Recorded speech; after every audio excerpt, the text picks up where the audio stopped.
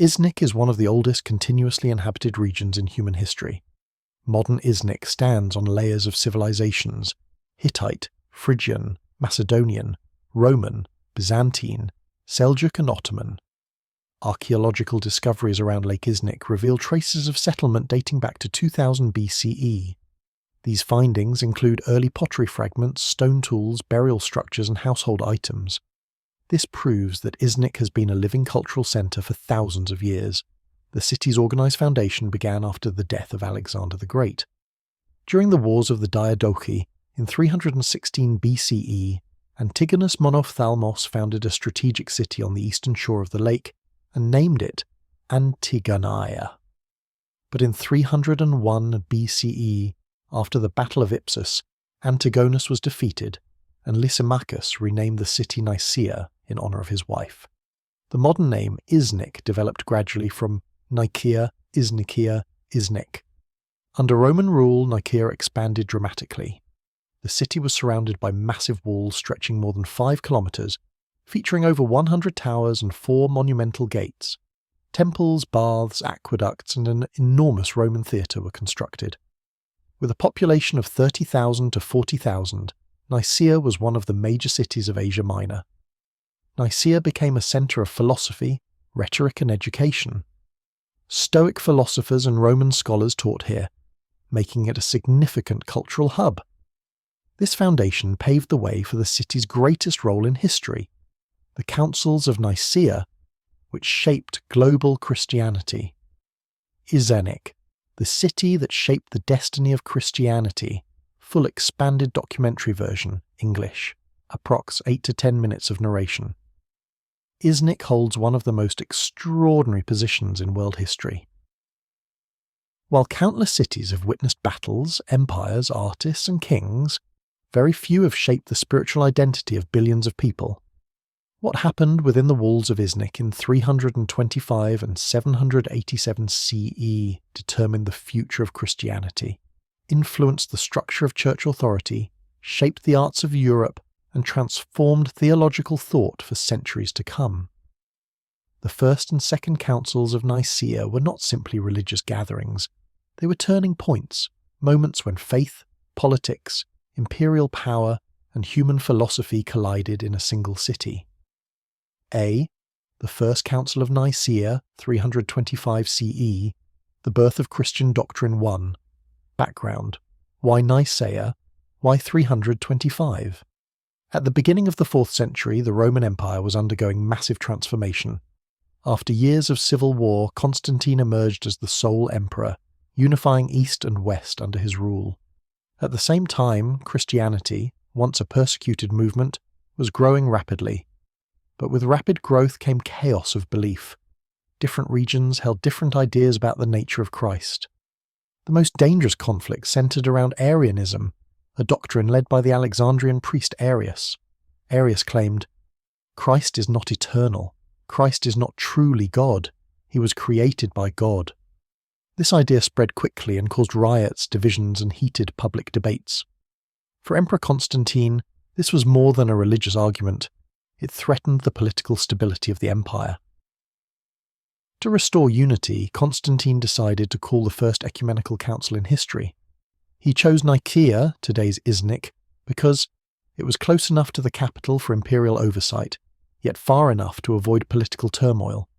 It had strong roads and facilities suitable for a large gathering, and it was already an important Christian centre. Thus, in the summer of 325, 318 bishops from every corner of the empire arrived in Nicaea. 2. The Council Hall, the ancient Hagia Sophia of Nicaea. The council took place inside the building now known as the Hagia Sophia Orhan Mosque. Back then, it was one of the region's most important basilicas. Constantine himself attended the opening session, wearing golden robes to emphasize imperial authority, yet humbly refusing to sit on a throne higher than the bishops. This gesture symbolized a new idea in world history, the emperor as protector of the Christian church. 3. The debates. A clash of worlds. The debates were intense, sometimes emotional and often philosophical. Arian bishops defended their claim that Christ was a created being. Opposing them were bishops like Athanasius, who argued that Christ was one in essence with the Father. The central question was, is Jesus Christ truly God? This was not a small matter. It defined the identity of Christian worship, prayer, salvation, and the very idea of God. As arguments reached a boiling point, the emperor urged unity. The council voted for. The result, the Nicene Creed. The outcome of the council was monumental. The bishops approved the Nicene Creed, one of the most influential documents in world history. It declared, Christ is God from God, light from light, true God from true God. Christ is begotten, not made. Christ is of one essence with the Father. Arianism was officially condemned. The Trinity, Father, Son, and Holy Spirit, became the master doctrine of Christianity. To this day, over 2 billion Christians recite the Nicene Creed during worship. Its words echo in churches from Rome to Moscow, from New York to Africa, from Latin America to the Middle East, all born in Iznik. 5. Additional decisions the Council also set: the universal calculation of Easter, rules for clergy behaviour, standards for church hierarchy, disciplinary canons, guidelines for the reconciliation of former heretics. The First Council of Nicaea transformed Christianity from a collection of beliefs into an organised global religion. Iznik thus became the birthplace of official Christian doctrine. B. The Second Council of Nicaea, 787 CE, the triumph of icons won. Background: the rise of iconoclasm. 4 centuries later, the Byzantine Empire faced a new crisis: iconoclasm. Iconoclast emperors believed that religious images, icons, encouraged idolatry. They ordered icons to be burned, mosaics removed, frescoes plastered over, and icon painters punished. Churches were stripped of their sacred imagery. Meanwhile, monks, theologians, and the common people defended icons passionately. For them, icons were not idols, but windows into the divine. The empire was spiritually and politically torn apart. 2. Iznik, again, becomes the centre of healing. In 787, Empress Irene took action. She wanted peace restored in the empire and recognised that only an ecumenical council could end the turmoil. Just as Constantine had done centuries earlier, she chose Nicaea as the meeting place. Bishops, abbots, monks, and imperial representatives gathered once again in Iznik. 3. The decisions, the restoration of sacred art. The Second Council declared, icons may be venerated but not worshipped. The honour shown to an icon passes to the holy figure it represents. Destroying sacred images is against the tradition of the Church. This restored icons to churches across the empire. It reopened the doors for mosaics, frescoes, panel icons, religious art workshops, and the golden age of Byzantine iconography.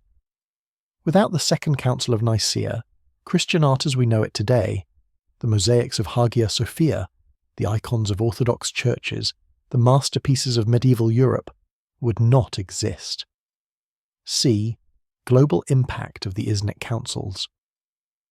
The decisions made in Iznik continue to shape the modern world. 1. Theological impact defined the nature of Christ and God, established the doctrine of the Trinity, set the foundation for all future ecumenical councils. 2. Political impact strengthened the emperor's role in church affairs, unified the Christian world under a shared belief system. 3. Cultural impact sparked the rebirth of Christian art, influenced architecture, iconography, literature, and education. 4. Identity of Iznik. Because of these councils, Iznik is known worldwide as the city where Christianity found its official identity.